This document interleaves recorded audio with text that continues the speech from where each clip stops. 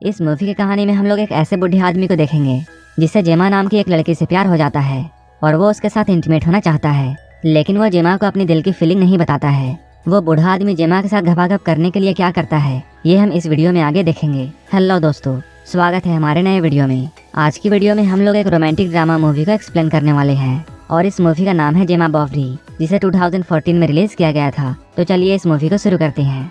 Movie के starting में हम लोग मार्टिन नाम के एक आदमी को देखते हैं। वो फ्रांस के एक छोटे से गांव में रहता था। वो हमें अपनी स्टोरी खुद ही बता रहा होता है।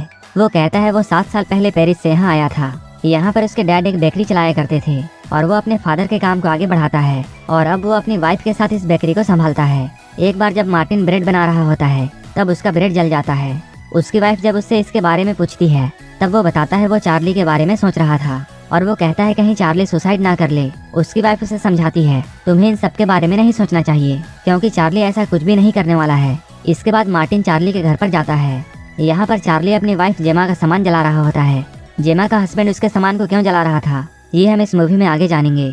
चार्ली जब यहाँ से जाता है तब यहाँ पर मार्टिन को जेमा की डायरी मिलती है। उस डायरी को छुपाकर वो अपने पास रख लेता है। घर आकर मार्टिन उस डायरी को पढ़ता है और यहाँ से इस मूवी की स्टोरी शुरू होती है और ये स्टोरी हमें फ्लैशबैक में दिखाई जाती है। इस मूवी में काफी समय पहले का वक्त दिखाया जाता है। यहाँ जेमा की शादी चार्ली के साथ हो रही होती है और चार्ली जेमा को लेकर इस छोटे से गांव में रहने के लिए आया था। जब मार्टिन अपने नए पड़ोसियों को देखता है तब वो इनके पास जाता है। ये लोग यहाँ पर काफी बातें करते हैं। एक दिन चार्ली जेमा को लेकर मार्टिन की दुकान पर आता है। यहाँ जेमा मार्टिन के बनाए हुए ब्रेड को टेस्ट करती है। वहीं दूसरी ओर मार्टिन भी जेमा की खूबसूरती को देख रहा था और वो उसकी खूबसूरती को देखकर उसकी तरफ अट्रैक्ट हो जाता है। इसके बाद शाम में जब मार्टिन अपने घर आ रहा होता है तब उसकी मुलाकात रास्ते में जेमा से होती है।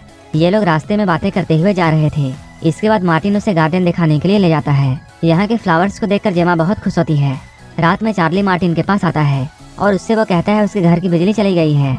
इसके बाद मार्टिन उसके साथ उसके घर पर जाता है और वहाँ जाकर वो बिजली को ठीक कर देता है। तभी यहाँ मार्टिन की वाइफ भी उसे ढूंढते हुए आ जाती है। इसके बाद ये चारों मिलकर ड्रिंक करते हैं। ड्रिंक करते हुए मार्टिन बस जेमा को ही देखे जा रहा था।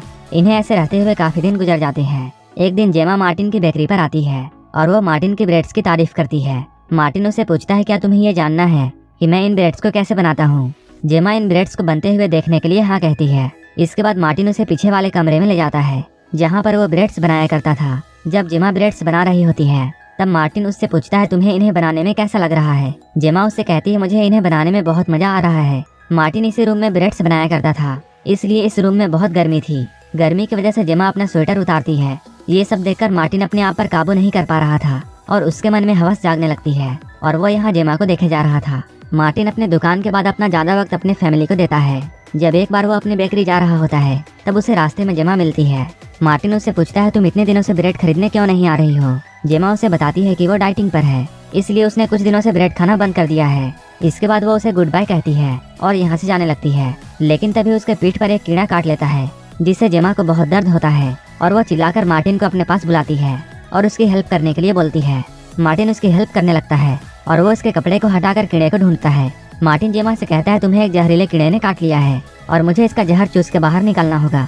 जेमा उसे जल्दी से वैसा करने के लिए बोलती है। इसके बाद मार्टिन बिना वक्त गंवाए उस कीड़े के जहर को बाहर निकालने लगता है। इन दोनों को ऐसा करते हुए देखने में काफी अजीब लग रहा था। उसी वक्त एक लड़का वहाँ आता है। वो इन दोनों को ऐसा करते हुए देखता है और वो मार्टिन के पास जाकर उससे ये पूछता है तुम इसके साथ क्या कर रहे हो।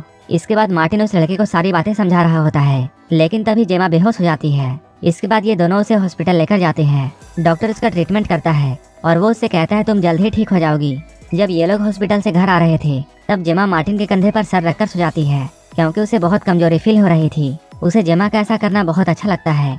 अगले दिन जब मार्टिन अपने शॉप के बाहर खड़ा होता है तब वो जेमा और उस लड़के को बातें करते हुए देखता है।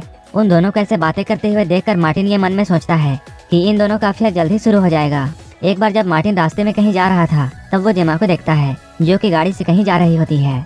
इसके बाद मार्टिन उसका पीछा करने लगता है। मार्टिन देखता है जेमा उस लड़के के घर पर जा रही थी जिसका नाम हार्व है। मार्टिन उन दोनों को साथ में देखकर बहुत शौक होता है। मार्टिन को पहले ऐसा लगता है जैसे जेमा हार्व के साथ वाइन पीने के लिए गई होगी क्योंकि हार्व ने उसकी मदद की थी, लेकिन असल में जेमा हार्व के साथ घपाघप करने के लिए गई थी। उसी रात मार्टिन जेमा के घर पर डिनर करने के लिए आता है। तभी वो जेमा के गले पर लव बाइट देखता है। इस बाइट के निशान को देखकर मार्टिन समझ जाता है हार्व ने जेमा के साथ मिलन क्रिया कर दिया है। ये देखकर मार्टिन बहुत सैड होता है क्योंकि वो जेमा को बहुत पसंद करता था। अगले दिन मार्टिन हार्व के पास जाता है और वो उसे बातें करता है। हर्ब उसे बताता है वो आजकल पढ़ाई में ज्यादा ध्यान नहीं दे रहा है तब मार्टिन उससे कहता है तुम्हें अपनी गर्लफ्रेंड को यहाँ बुला लेना चाहिए ताकि वो तुम्हारी पढ़ाई में तुम्हारी मदद कर सके। थोड़ी देर बाद हर्ब जेमा को अपने घर पर बुलाता है। जेमा के यहाँ आते ही मार्टिन कहीं बाहर छुप जाता है। जेमा जैसे ही यहाँ अंदर आती है ये लोग साथ में भयंकर घपाघप करते हैं। हर्ब और जेमा को ऐसा करते हुए देखकर मार्टिन को पूरा यकीन हो जाता है कि इन दोनों का अफेयर चल रहा है। अब जेमा हर्ब के घर पर अक्सर आया करती थी और ये दोनों साथ में बहुत एंजॉय करते थे। ऐसे ही काफी दिन बीत जाते हैं।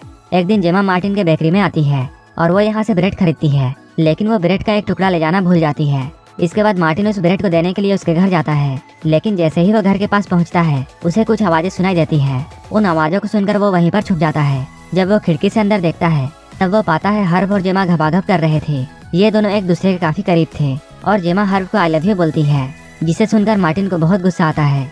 अगले दिन फिर से जेमा हर्ब के घर पर जाती है और ये दोनों जबरदस्त प्लान क्रिया करते हैं। ये लोग घपाघप करते हुए इतने खो जाते हैं कि इन लोगों से हर्ब के मॉम की एक कीमती मूर्ति टूट जाती है। ये देखकर जेमा कहती है वो अपने हस्बैंड से कहकर इस मूर्ति को ठीक करवा देगी। जाते हुए जेमा हर्ब को ये बोलती है हम दोनों को यहाँ से भागकर लंदन चले जाना चाहिए। इसके बाद हम लोग देखते हैं जेमा को एक लेटर मिलता है। उस लेटर को पढ़ने के बाद जेमा हर्ब से मिलने के लिए उसके घर पर जाने लगती है। इधर हर्ब की मॉम जब अपने घर पर आती है तब उन्हें उनकी कीमती मूर्ति नहीं मिलती है। हर्ब अपनी मॉम को बोलता है उस मूर्ति में स्क्रैच आ गई थी, इसलिए उसने उस मूर्ति को पास के एक आदमी को ठीक करने के लिए दिया है।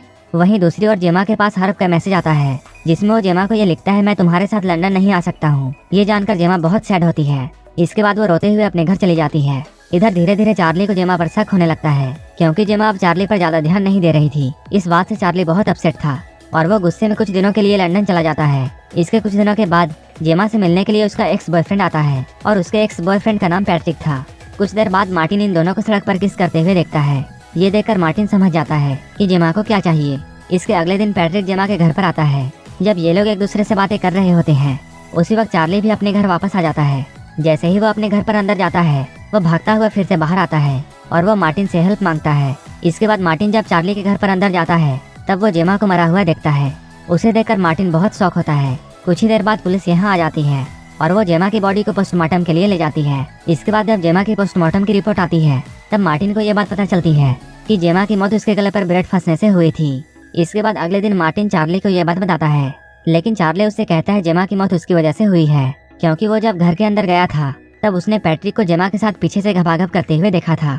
उसे देखकर चार्ली को ऐसा लगा जैसे पैट्रिक जेमा के साथ जबरदस्ती कर रहा है, इसलिए वो चार्ली के साथ फाइट करने लगा। जब चार्ली मार्टिन को ये सब बता रहा होता है तब पैट्रिक भी यहाँ आ जाता है और वो इन लोगों को ये बताता है उस वक्त जब हम दोनों अकेले थे तब जेमा ब्रेड खा रही थी और मैं उसके पीछे से उसे किस करने लगा था, जिस वजह से जेमा के गले पर वो ब्रेड फंस गया। और मैं जब उस ब्रेड को निकालने की कोशिश कर रहा था तभी वहाँ पर चार्ली आ जाता है और इन दोनों के बीच में कंफ्यूजन की वजह से लड़ाई होने लगती है। ये दोनों लोग आपस में लड़ने में इतने बिजी हो गए कि इन दोनों को जेमा का जरा भी ख्याल नहीं आया और यहाँ पर जेमा की मौत दम घुटने से हो जाती है।